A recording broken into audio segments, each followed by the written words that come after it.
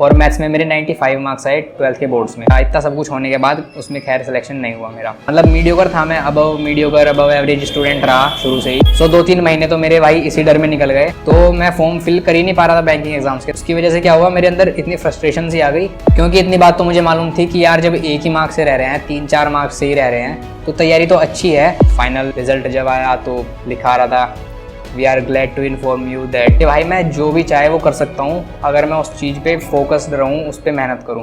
Hello दोस्तों, क्या हाल है आप सबके? मैं बहुत बढ़िया हूँ। टाइटल से आपको पता चल गया होगा, इसमें मैं आपके साथ अपनी सक्सेस स्टोरी शेयर करने वाला हूँ। और इस वीडियो को बनाने का पर्पस केवल और केवल एक अच्छा मैसेज देना है। जिस तरह से मैं इस तरह की वीडियोज़ अपने प्रिपरेशन के टाइम पर देखता था और सोचता था कि ऐसी मोटिवेशन मिले, हम क्या कर रहे होंगे सिलेक्शन लेने के बाद, तो बस वही सब है इस वीडियो को बनाने का पर्पस। उम्मीद करता हूँ कि आपको ये वीडियो पसंद आएगी, अगर आए तो प्लीज़ शेयर ज़रूर करिएगा।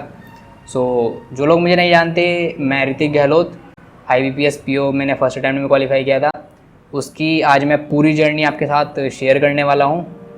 तो चलिए स्टार्ट करता हूँ। मैं आपको बताता हूँ अपनी 11th क्लास से। तो 10th के प्री बोर्ड्स में मेरे काफ़ी अच्छे खासे मार्क्स आ गए थे, तो उससे क्या हुआ, मेरा जो 11th क्लास में जो मुझे सेक्शन मिला वो 11th A+ मिला।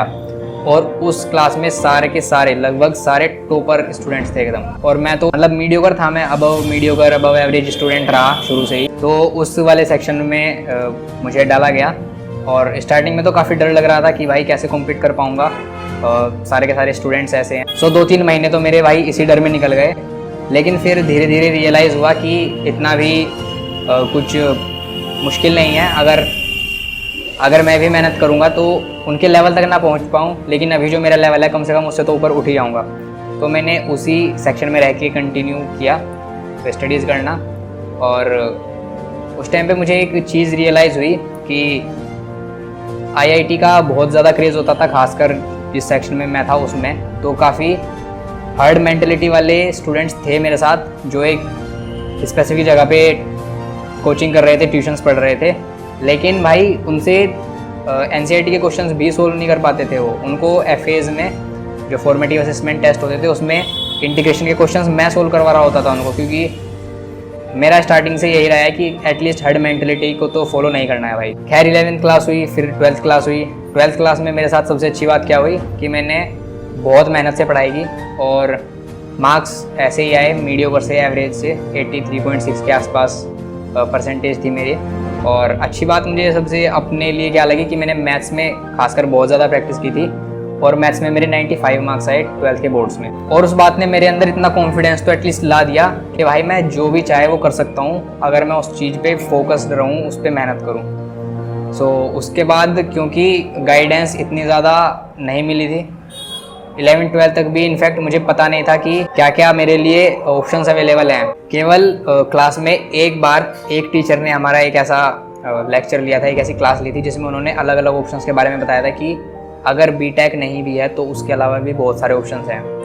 खैर कोई बात नहीं, अब बहुत ज़्यादा हिसाब किताब तो अच्छा नहीं था उस टाइम पे, तो मैंने BSc में एडमिशन लिया अपने घर के पास वाले कॉलेज में और वहाँ पे स्टडीज़ करनी स्टार्ट की और ऑप्शंस ढूंढने स्टार्ट किए खुद से ही YouTube वगैरह से कि अब क्या करना चाहिए। उसी दौरान जहाँ पर मैं रहता हूँ वहीं पे पास में मेरे एक फ्रेंड के बड़े भाई का इंडियन एयरफोर्स में सिलेक्शन हुआ था X ग्रुप में। और जब मैंने उनकी फ़ोटोज़ देखी यूनिफॉर्म वाली, तो उसको देख के मुझे बड़ा मोटिवेटिंग लगा, बहुत अच्छा लगा कि यार क्या यूनिफॉर्म है भाई, वो वाली यूनिफॉर्म चाहिए।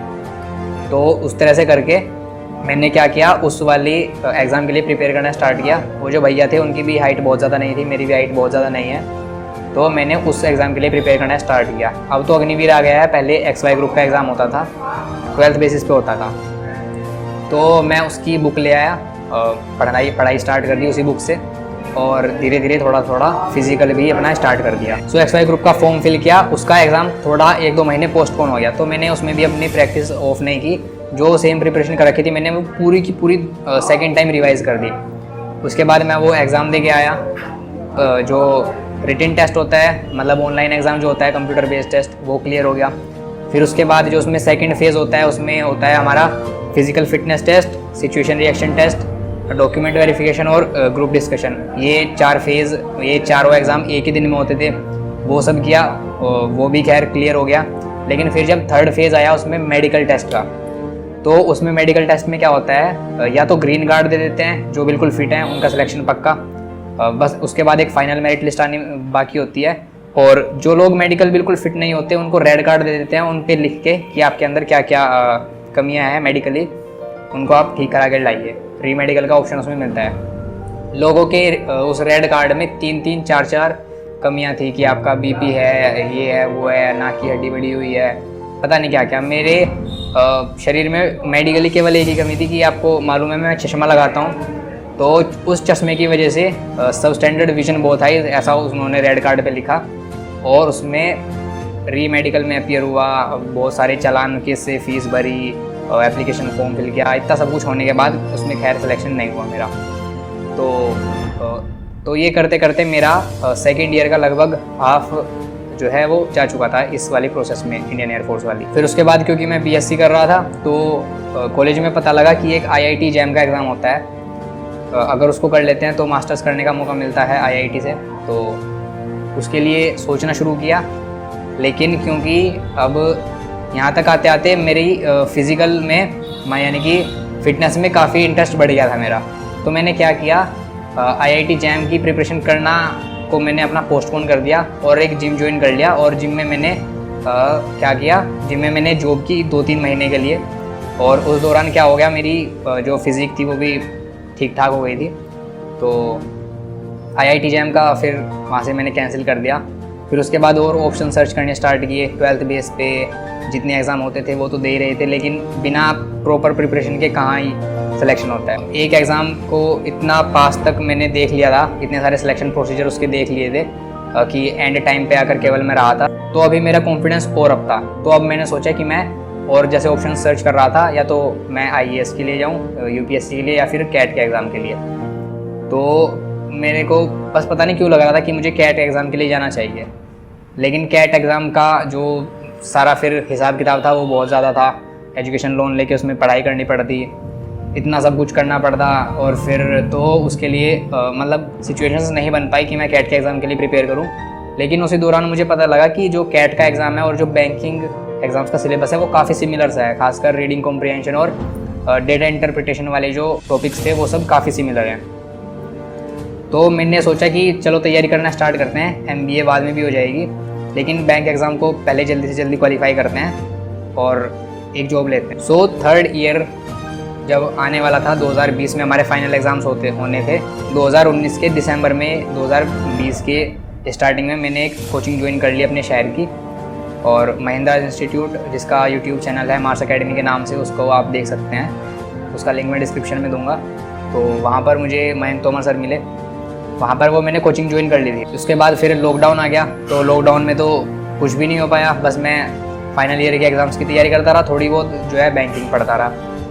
उसके बाद क्या हुआ कि फाइनल ईयर का रिज़ल्ट क्योंकि हमारा लेट आया पैंडमिक की वजह से, तो मैं फॉर्म फिल कर ही नहीं पा रहा था बैंकिंग एग्ज़ाम्स के। उसकी वजह से क्या हुआ, मेरे अंदर इतनी फ्रस्ट्रेशन सी आ गई कि मैं यार तैयारी अच्छी चल रही है लेकिन फिर भी मैं फॉर्म भी फिल नहीं कर पा रहा। तो उसमें क्या हुआ, मैं थोड़ा सा घबरा गया, थोड़ा सा डिफ्लेक्ट हो गया अपने पाथ से, अपने एम से, और मैंने कोई भी जो एग्ज़ाम आते थे वो सब फिल करने स्टार्ट कर दिए। एक आरआरबी एनटीपीसी का एग्ज़ाम आया था 2019 में, उसका एग्ज़ाम की तैयारी में लग गया। एक एसएससी की भी कर ही रहा था साथ साथ में। एक पैट का एग्ज़ाम आ रहा था यूपी में, उसकी तैयारी में करने लग गया। तो ऐसे जो भी एग्ज़ाम आ रहे थे मैं सबकी तैयारी कर रहा था, लेकिन ऐसे काम नहीं चलने वाला था। ऐसे करते करते एक टाइम ऐसा आ गया कि मैं बैंक एग्ज़ाम्स फिल करने के लिए, फॉर्म फिल करने के लिए एलिजिबल हो गया। उस टाइम पे मेरे अंदर फिर से इतना ज़्यादा कन्फ्यूजन हुआ कि अभी तक बैंक एग्ज़ाम्स की तैयारी कर रहा था, बैंक के फॉर्म फिल नहीं कर पा रहा था। अब बैंक एग्ज़ाम्स के फॉर्म फिल कर पा रहा हूँ, लेकिन अब जब उसकी तैयारी छूट चुकी है, थोड़ा पैटर्न जो है वो एसएससी या इन वाले एग्ज़ाम्स की तैयारी में मैं लग रहा था। तो उस टाइम पे मैंने मन बनाया और डिसाइड किया कि अब मैच्योर बिहेव करना है, और बस ठान लिया कि सिर्फ बैंक एग्ज़ाम ही दूंगा अब जा। तो सबसे पहला एग्ज़ाम मैंने दिया था फिर SBI जूनियर एसोसिएट का, जो 2021 में हुआ था। तब से ही मैंने सीरियसली बैंक एग्ज़ाम्स की तैयारी करनी स्टार्ट की थी। लेकिन जो मैं बाकी की तैयारियाँ कर रहा था वो भी वेस्ट नहीं जा रही थी। आरआरबी एनटीपीसी का जो फर्स्ट फेज़ था वो मैंने क्लियर कर लिया था। जो पैट का एग्ज़ाम हुआ था उसमें भी मेरी 90 2 परसेंटाइल थी। सो SBI क्लर्क में मैं रह गया केवल 1 मार्क्स से। 75 में अटैम्प्ट करके आया, 77 मेरे मार्क्स आए और 78 कट ऑफ गई, केवल 1 मार्क्स से रह गया। एक्यूरेसी मेरी अच्छी चल रही थी उस टाइम पे। RRB PO में भी मैं कुछ 3 या 5 मार्क्स से रह गया था और RRB क्लर्क में भी कुछ ऐसा ही 3 या 5 मार्क्स से रह गया था। तो दुख तो बहुत हुआ कि फर्स्ट अटैम्प्ट में मैं सोच रहा था सब कुछ क्लियर कर दूंगा, लेकिन प्री भी नहीं निकले। RRB क्लर्क का भी प्री नहीं निकला, जो कि सबसे आसान एग्जाम होता है।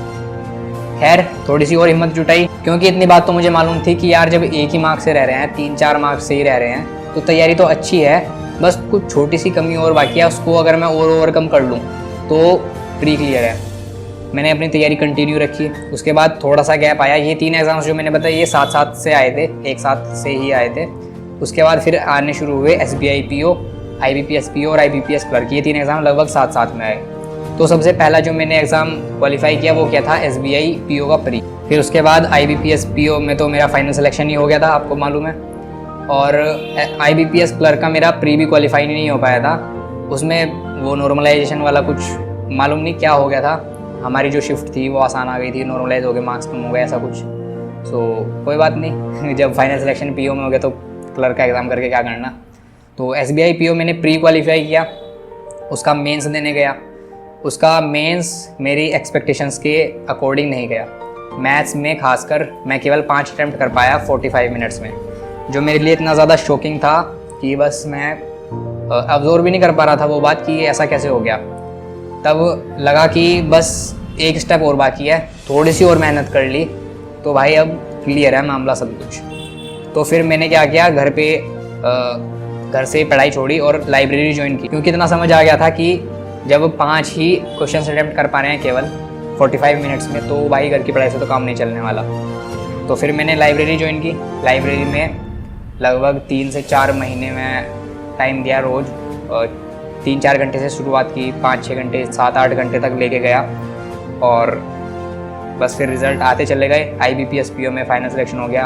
अब प्री क्लियर किया, मेंस क्लियर किया, इंटरव्यू देने गए लखनऊ। फाइनल रिजल्ट जब आया तो लिखा रहा था, we are glad to inform you that you have been provisionally allotted to central bank of India. उस टाइम पे कॉन्फिडेंस और तैयारी दोनों चीज़ इतनी बढ़िया हो गई थी कि जो भी एग्ज़ाम आ रहे थे, और उस दौरान मैंने एक चीज़ और भी की थी, जितने भी एग्जाम्स आ रहे थे मैं सबके फॉर्म फिल कर रहा था। हालत यहाँ तक आ गई थी कि फॉर्म फिल करते करते मैंने अपना बैंक अकाउंट तक खाली कर दिया था, क्योंकि बैंक एग्जाम्स के तो फॉर्म भी भाई 750 रुपये से कम के नहीं होते। तो उसके बाद मैंने लगभग 9 के आसपास एग्जाम्स मैंने बैक टू बैक क्लियर किए। जैसा मैंने बताया, RRB NTPC का फेज़ 1 क्लियर कर लिया था।